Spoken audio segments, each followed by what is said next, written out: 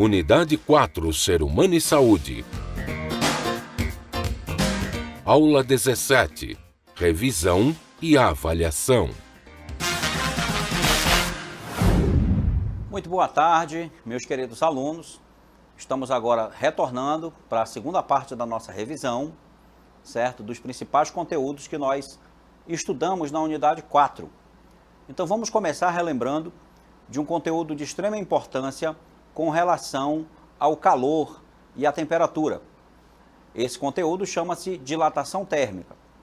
E a dilatação térmica nada mais é do que a variação das dimensões de um material que é causada pela mudança de temperatura. Então a dilatação térmica é uma consequência da variação da temperatura. Para compreender melhor por que isso acontece, nós precisamos relembrar do conceito de temperatura. Veja, temperatura é a medida da agitação das moléculas de um determinado corpo. Ao aquecermos uma substância, aumentamos a agitação de suas moléculas, a qual causa um acréscimo no tamanho do objeto aquecido. Caso resfriamos, acontece o processo inverso. Ao lado você vê a figura de um esquema de uma molécula cúbica de um material, né? Os átomos estão ligados através dessas molas que representam as forças de ligação entre os átomos, certo? Quando os átomos começam a vibrar com mais intensidade, determinando então um aumento da temperatura do corpo, há um afastamento desses átomos, fazendo com que o tamanho da molécula aumente. Isso, somado esse aumento em todas as moléculas, faz com que o tamanho final do corpo também se modifique. Com o aquecimento, o corpo aumenta de tamanho e com o resfriamento, o corpo diminui o seu tamanho. Nós temos três tipos de dilatação que nós podemos estudar. A dilatação linear, observe então que a dilatação linear ela aplica-se apenas para os corpos no estado sólido. Não tem sentido, então, se falar de dilatação linear quando a matéria está no estado líquido ou no estado gasoso. A dilatação linear ocorre para materiais no estado sólido e consiste na variação considerável de apenas uma dimensão, como, por exemplo, em barras, cabos e fios. Na imagem, nós vemos aí uma consequência bastante grave da dilatação linear. É o entortamento dos trilhos dessa rodovia, que entortaram porque a temperatura local, aí, a temperatura do ambiente, ela teve um considerável aumento, né, deve ser um dia de verão, então os trilhos aumentaram o seu comprimento, e como os trilhos não tinham para onde aumentar esse comprimento, eles entortaram, né? Esse entortamento aí, então, foi causado exatamente pela dilatação linear, e essa dilatação linear ela foi causada pelo aumento, pela variação da temperatura. Ao considerarmos uma barra homogênea, por exemplo, de comprimento L0, então aí você vê o desenho da barra com o tamanho L0 na parte superior da figura, e essa barra está a uma temperatura inicial T0. Quando esta temperatura é aumentada até T, é uma temperatura final maior do que T0, observa-se que esta barra passa a ter um comprimento diferente. Ela passou a ter um comprimento L, que é maior do que o L0.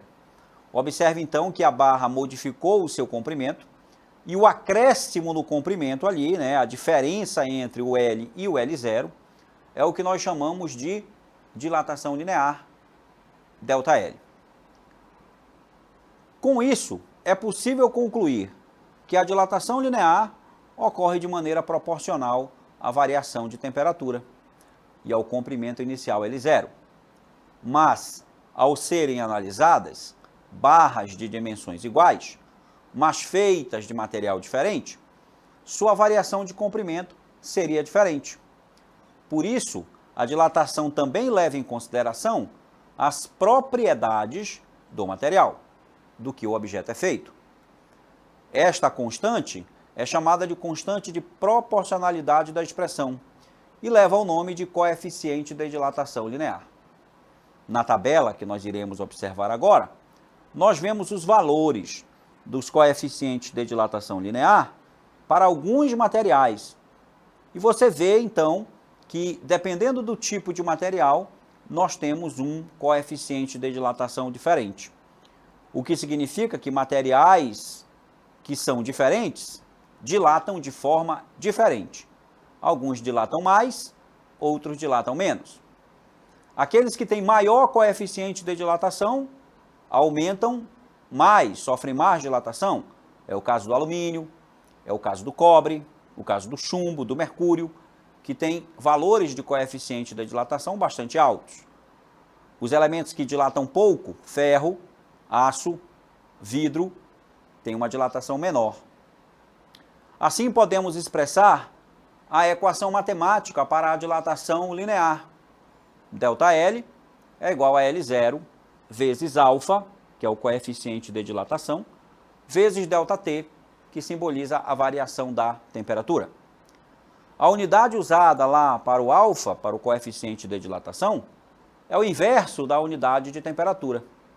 Então, é o grau Celsius a menos 1.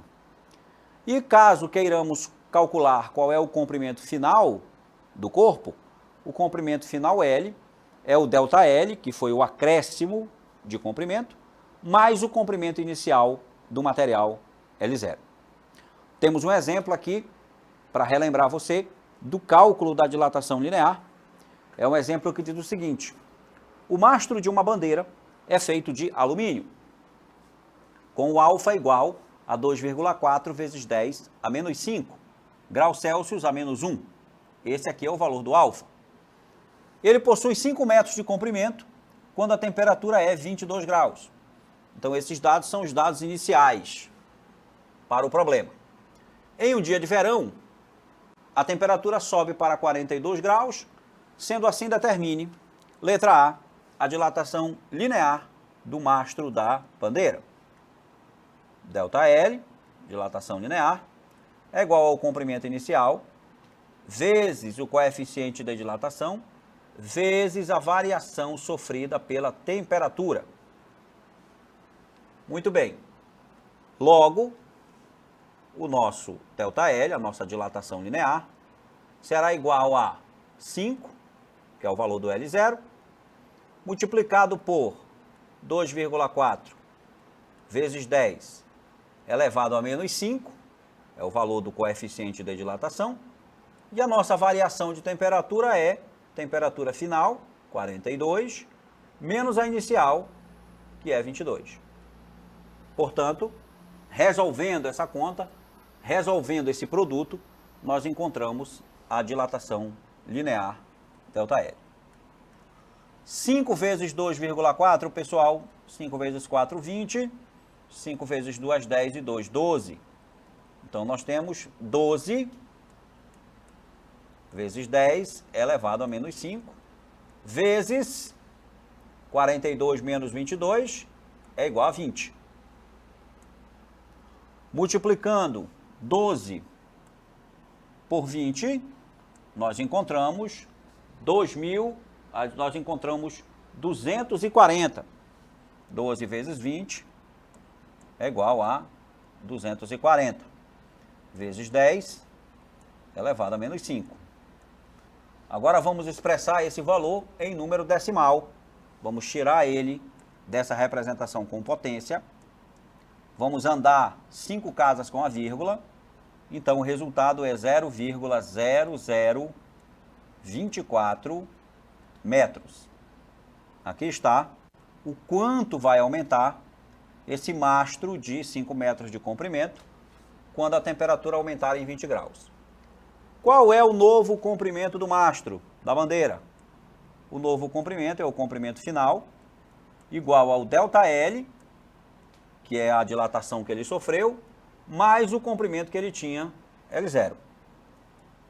Logo, o L é igual a 0,0024 mais 5. Resultado, para o comprimento final, 5,0024 metros. Então aí está a resposta para a letra B, que pedia o comprimento final do mastro da bandeira. Então nós vimos aí um exemplo do cálculo da dilatação linear. Vamos falar de um outro tipo de dilatação também, que é a dilatação superficial. A dilatação linear só considera uma dimensão, que é o comprimento, ou a altura ou a largura. A dilatação superficial considera que nós temos duas dimensões. Então, a dilatação superficial é a dilatação que acontece na área do material. Então, nós chamamos de ΔS, essa dilatação na área, e é igual à área inicial, S0, vezes o coeficiente de dilatação superficial, que é chamado de beta, vezes a variação de temperatura. O interessante agora é que, como a dilatação superficial ocorre em duas dimensões, para que eu encontre o coeficiente de dilatação do material, eu tenho que multiplicar o alfa por 2, porque o beta, que é o coeficiente de dilatação superficial, vale o dobro do alfa, que é o coeficiente linear. A área final do material é dada por S igual a ΔS, que é o acréscimo na área, mais o S0, que é a área inicial. Observe que essas equações são aplicáveis para qualquer superfície geométrica, desde que as áreas sejam obtidas através das relações geométricas para cada uma, em particular. Aí pode ser um círculo, um retângulo, um trapézio e etc. Já a dilatação volumétrica, né, é a dilatação que ocorre em 3 dimensões, assim como lá na dilatação superficial. Esse é um caso da dilatação linear que ocorre em 3 dimensões, portanto tem dedução análoga à anterior. A figura mostra que um corpo de volume V0, ao receber energia térmica, ou seja, ao ser aquecido, dilata e passa a ter um volume diferente, um volume final V. Veja que houve um aumento no corpo como um todo, houve um aumento do volume do corpo. Podemos estabelecer, então, que o coeficiente de dilatação volumétrica ou cúbica é dado por gama igual a 3 vezes o alfa. Veja que o coeficiente de dilatação volumétrico é o triplo do coeficiente de dilatação linear. E a equação matemática, então, para calcular a variação do volume, né, que é o ΔV, é igual a V0, volume inicial, vezes o gama, que é como a gente chama agora o coeficiente de dilatação volumétrica ou cúbica, vezes a variação da temperatura. Então, através dessa equação, você calcula a dilatação volumétrica. Assim como para a dilatação superficial, esta equação pode ser utilizada para qualquer sólido, determinando seu volume conforme sua geometria. E aí nós temos, por final, a relação entre os 3 coeficientes de dilatação. O alfa, que é igual ao beta dividido por 2, e ao mesmo tempo é igual ao gama dividido por 3. Daí também nós podemos deduzir que o beta vale o dobro do alfa e o gama vale o triplo do alfa. Muito bem, agora vamos mudar para um outro conteúdo importante da unidade 4, que é exatamente o estudo dos gases. Nós vimos também na unidade 4. Vamos iniciar então com os conceitos iniciais, com a introdução, falando das propriedades dos gases. Nós temos o seguinte, né? Nós temos 2 tipos de gás. Nós vamos trabalhar com o gás real. No gás real, as moléculas não se movimentam de forma totalmente livre, em razão das forças de interação existentes entre elas. Já num gás que é ideal, só existe interação entre as moléculas quando elas se chocam entre si. Muito bem, então aí está a diferença do gás real, que é um gás que existe mesmo na natureza, é um gás, como o nome diz, é um gás real, e o gás ideal é um gás idealizado, para evitar alguns problemas de cálculo, né, na teoria dos gases. Então, geralmente a gente considera um gás real com as mesmas propriedades do ideal, para não ter problema de conceito no cálculo das propriedades do gás. Observe na imagem que nós temos aí a representação de um gás colocado dentro de um recipiente fechado, claro, e esse gás tem moléculas que se movimentam aleatoriamente no gás, com movimento e, portanto, também com energia cinética. Essa energia cinética é o resultado para a energia interna do gás. Observe que as moléculas do gás na imagem, elas eventualmente podem se chocar com as paredes do recipiente e também podem se chocar entre si. Vejamos agora as condições normais de temperatura e pressão para um gás, o que nós chamamos de CNTP. Quando nós dizemos que um gás está nas suas CNTP, significa que ele tem um valor de temperatura específico e um valor de pressão também específico. Esses valores são para a temperatura 0 graus Celsius ou ainda 273,15 Kelvin, e para a pressão, os valores de pressão normal são 101.325 Pascal ou 1 atm, né? 101.325 Pascal corresponde também a uma atmosfera, que é a pressão atmosférica ao nível do mar. Os gases são representados através de suas variáveis de estado.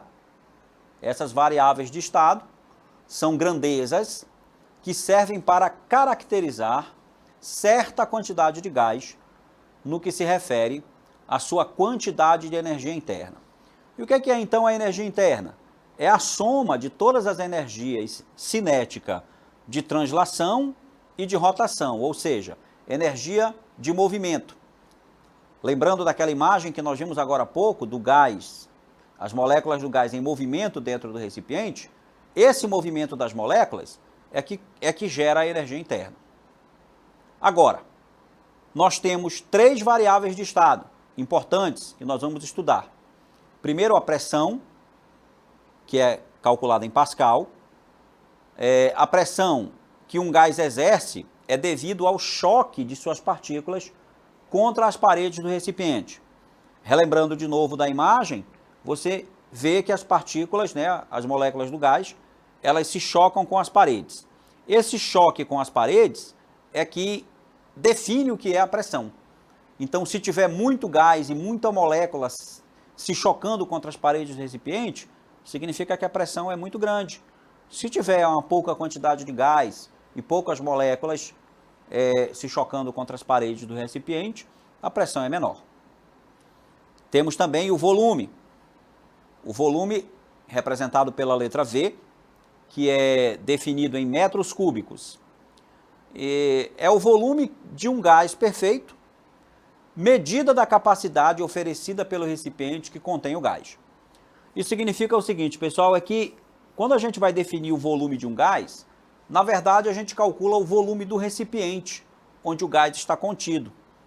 Porque para mim estudar um gás, ele tem que estar em algum lugar. Eu não posso estudar um gás ao ar livre, não tem lógica.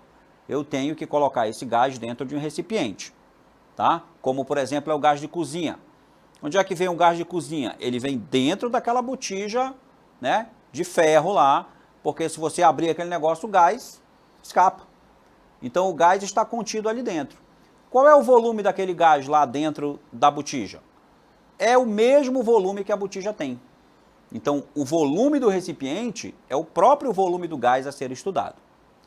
Além disso, nós também temos a terceira variável de estado, que é a temperatura. Temperatura, ela é simbolizada pela letra T. E ela é calculada em Kelvin. É muito importante que você sempre se lembre que no estudo dos gases, no estudo da termologia e da termodinâmica, as temperaturas todas devem ser em Kelvin, porque o Kelvin é a unidade de medida para o sistema internacional. A temperatura é a grandeza que mede a agitação das moléculas do corpo. Nesse caso, a agitação das partículas do gás, porque nós estamos estudando o gás. Mas o conceito de temperatura continua sendo aquele que nós trabalhamos desde o primeiro dia desse conteúdo aí referente à termologia. A temperatura é o nível de agitação das moléculas de um corpo. Agora, essas três variáveis que eu acabei de falar, pressão, volume e temperatura, elas vão se relacionar entre si de tal forma que existe uma relação entre elas que é sempre constante. É o que nós vamos ver agora, a relação entre as variáveis de estado. Observe que quando certa quantidade de gás evolui de um estado inicial, PI, VI, TI, pressão inicial, volume inicial, temperatura inicial, e ele passa para um outro estado, que é o estado final, onde a gente tem outra pressão PF, outro volume chamado PF e outra temperatura TF. Nós podemos relacionar essas variáveis aí através da expressão abaixo, que é conhecida como a lei geral dos gases, ou lei geral das transformações gasosas. PI vezes VI, pressão inicial vezes o volume inicial, dividido pela temperatura inicial, é igual à pressão final, que a gente chama de PF, vezes o volume final, VF, dividido pela temperatura final. Então, P vezes V dividido por T é sempre constante para qualquer gás. E essa lei é uma lei muito importante, conhecida como lei geral dos gases. Bem, como nós dissemos aí para você, o gás pode passar de um estado inicial para um estado final. Ou seja, ele pode sofrer uma transformação. Quando um gás passa de um estado para outro estado diferente, nós dizemos que ele sofreu aí uma transformação. E chamamos isso de transformação gasosa. As transformações gasosas ocorrem quando pelo menos uma das variáveis de estado se modifica. Nós temos 4 tipos de transformações particulares importantes. São as transformações isotérmica, isobárica e isométrica, ou isovolumétrica, ou ainda isocórica. E temos também a transformação adiabática. Nós vamos estudar detalhadamente, nós estudamos na unidade 4 em detalhes, a isotérmica, a isobárica e a isométrica. Vamos relembrar então, começando pelas características da transformação isotérmica. Na transformação isotérmica, conhecida como lei de Boyle e Mariotti, a temperatura não muda durante a transformação gasosa. A pressão e o volume de um gás, mantido em temperatura constante, são inversamente proporcionais. Isso significa que na transformação isotérmica, enquanto a pressão aumenta, o volume estará diminuindo e vice-versa.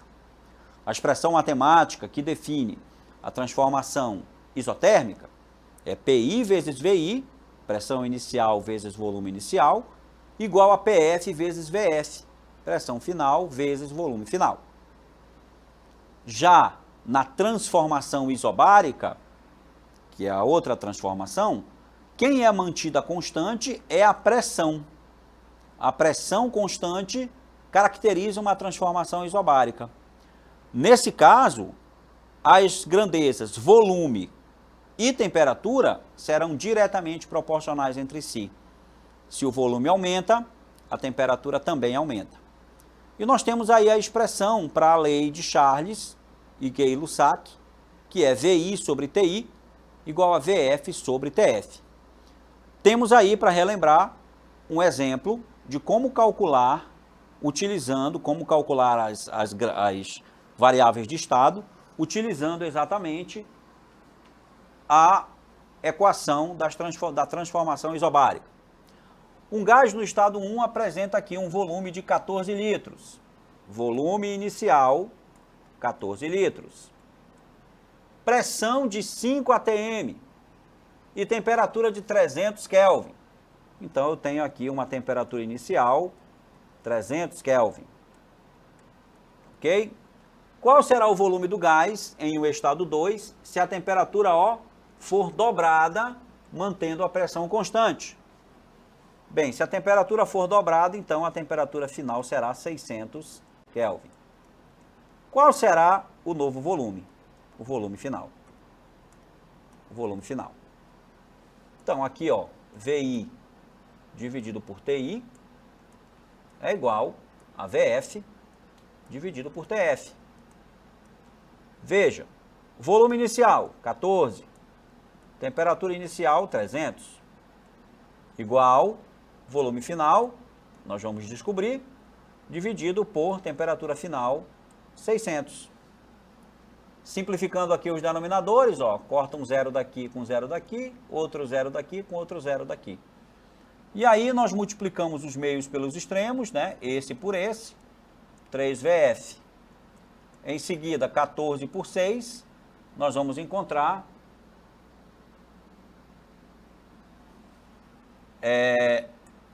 6 vezes 4, 24, nós vamos encontrar 84. VF é igual a 84 por 3. Então, nós temos aqui um volume final de 28 litros. Resultado que já era esperado, porque nesse tipo de transformação, se a temperatura aumenta, o volume também aumenta na mesma proporção. Observe que aqui as temperaturas dobraram. A temperatura dobrou de 300 para 600, então o volume dobra de 14 para 28 litros. Já era esperado esse resultado. Muito bem. Além da transformação isobárica, nós também temos a transformação isocórica, ou isovolumétrica, ou isométrica. E aí, nesse tipo de transformação, quem é mantido constante é o volume. Na transformação isométrica, o volume do gás é constante. A pressão será diretamente proporcional à temperatura absoluta. Fato esse conhecido como lei de Kay-Lussac. A expressão matemática para essa transformação isométrica, é PI sobre TI, pressão inicial sobre temperatura inicial, igual a PF sobre TF, pressão final dividido pela temperatura final. Essa expressão, portanto, ela caracteriza esse tipo de transformação que mantém o volume do gás constante. Vamos observar então que o gráfico da pressão pela temperatura mostra que nós temos uma função aí, que é uma função linear, porque a ligação entre os pontos é uma reta, e é uma função crescente, demonstrando então que esse tipo de relação entre pressão e temperatura é uma relação diretamente proporcional, ou seja, um aumento de pressão causa um aumento de temperatura na mesma proporção. E também um aumento de temperatura causa um aumento de pressão também na mesma proporção. Ao lado nós temos o seguinte, o gráfico nos mostra que o gás, ao ser aquecido, aumenta a sua pressão. E quando o gás for resfriado, ele diminui sua pressão. Essas aí são as características da transformação isométrica, que mantém o volume sempre constante. Muito bem, pessoal. Chegamos ao final da revisão número 2 e agora nós vamos para a nossa interatividade, onde vocês aí irão colocar as dúvidas que vocês tiveram sobre a aula ou sobre qualquer outro conteúdo da unidade 4.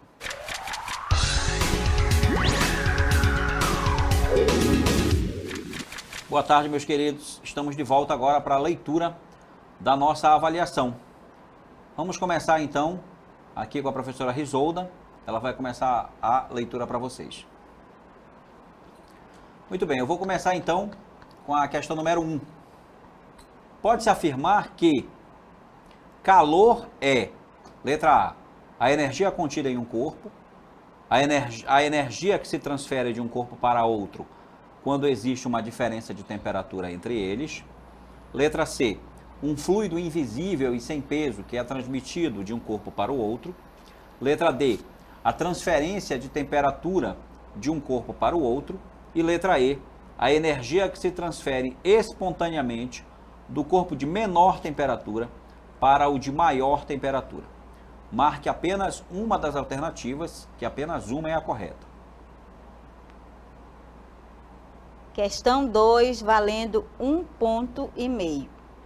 Nessa questão não é de marcar, você vai fazer os cálculos e responder a seguinte pergunta. Um turista brasileiro, ao descer no aeroporto de Chicago, Estados Unidos, observou um termômetro marcando a temperatura local de 68 graus Fahrenheit. Fazendo algumas contas, ele verificou que essa temperatura era igual à de Manaus, quando embarcara. Calcule a temperatura de Manaus nas escalas Celsius e Kelvin, no momento do embarque do turista. Agora a questão número 3, que vale 1 ponto. Podemos afirmar que a temperatura é uma grandeza física que mede, letra A, o grau de agitação térmica das moléculas, letra B, o calor, letra C, a pressão, letra D, o volume e letra E, a densidade. Questão 4, valendo 1 ponto. Ao colocar a mão sob um ferro elétrico quente, sem tocar na sua superfície, sentimos a mão queimar. Isso ocorre porque a transmissão de calor entre o ferro elétrico e a mão se deu principalmente através de que tipo de propagação de calor? As alternativas são essas. Letra A, radiação. B, condução e convecção. Letra C, condução. D, convecção e radiação. E letra E, convecção. Questão número 5, que também vale 1 ponto. A dilatação térmica é um fenômeno que consiste no aumento das dimensões de um corpo em função do aumento de sua temperatura. Existem 3 tipos de dilatação: linear, superficial e volumétrica. A dilatação chamada de linear ocorre, letra A, na área de superfície do corpo, letra B, no comprimento do corpo, letra C, no volume do corpo, letra D, na temperatura do corpo e letra E, na energia interna do corpo. Questão 6, valendo 1 ponto. Preencha as lacunas com conceitos referentes à dilatação térmica, de acordo com o banco de palavras abaixo. Temperatura, linear, diretamente, temperatura e proporcional. Aí, neste caso, você irá completar letra A. A variação do comprimento ΔL é proporcional à variação de ΔT e alfa é uma constante de proporcionalidade denominada coeficiente de dilatação. Já a letra B, a dilatação superficial, o ΔS, é diretamente a área inicial, a índice zero e a variação de ΔT. Muito bem, agora a questão número 7. Segundo as transformações gasosas que podem ser sofridas por um gás perfeito, marque aquela em que a temperatura do gás permanece constante. Letra A, isotérmica. Letra B, isobárica. Letra C, isométrica. Letra D, adiabática. E letra E, geral. Esta questão aí, ela também vale 1 ponto. Pessoal, chegamos ao final da nossa avaliação, agora nós lemos e vocês vão fazer. E como a professora Vanderlúcia falou que já estavam preparados, nós vamos esperar esse feedback de vocês aí sobre essas notas. Quero desejar a todos uma boa avaliação e gostei muito de trabalhar com vocês, fiquei muito feliz mesmo, que eu não esperava que seria esse retorno maravilhoso, não é isso, professor? É isso mesmo, professora. Nós ficamos aqui muito satisfeitos e agradecidos pela participação de todos vocês. Esperamos que no ano que vem vocês estejam conosco para o EJA segunda fase, né? Acreditamos em vocês. E uma boa avaliação para vocês e até o ano que vem, se Deus quiser. Tá legal? Vamos agora deixar a nossa nave aqui bem quietinha, esperando o próximo ano. Tchau. Tchau para vocês.